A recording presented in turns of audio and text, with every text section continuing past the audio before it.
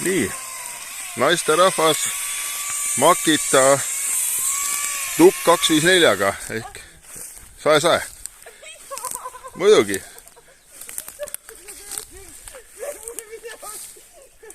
Jaa.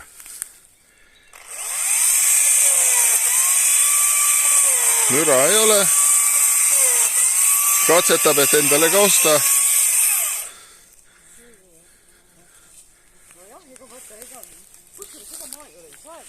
Ma ei tea üldse, mismoodi see turvaline värk käib, kuidas pistoli saab. Nüüd on tegelikult ju õpetatud kirvega raiuma. Isa käskis astuda ühele poole puud.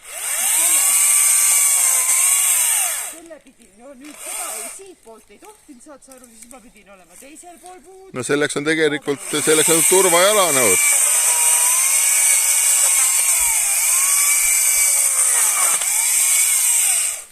Kõige ohtlikum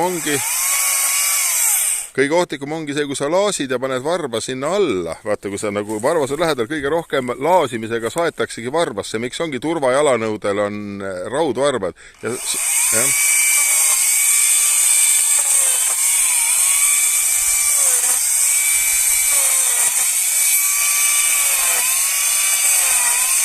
Aga kuule, ütle mulle, kas laasimisel, kirvega raiumisel on ju keskis papa alati seda pidi.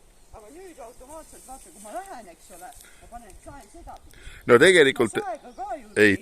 tegelikult sõidetakse saega hakkad ja laasitakse päriselt, kui päris saemees, siis ta jookseb saega niimoodi, et saag kogu aeg mängib käes alt ülevalt, et kui sa videot vaatad, aga noh, niimoodi vaikselt, aga see saag ei ole see saag, millega seda teha.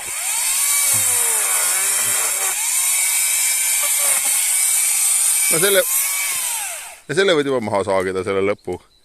Siis ma saan ikka veel maha. No see...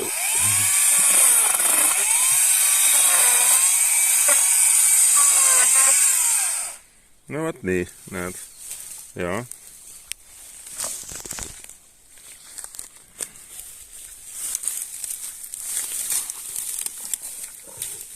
Mõned oksad veel on jäänud ja töötab küll selline saag ju. Teada, Peep kinkis ju mulle selle... Peep kinkis mulle, et see bensiinika.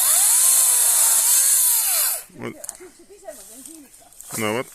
Aga no, ja minu jaoks on teda ikka liiga palju.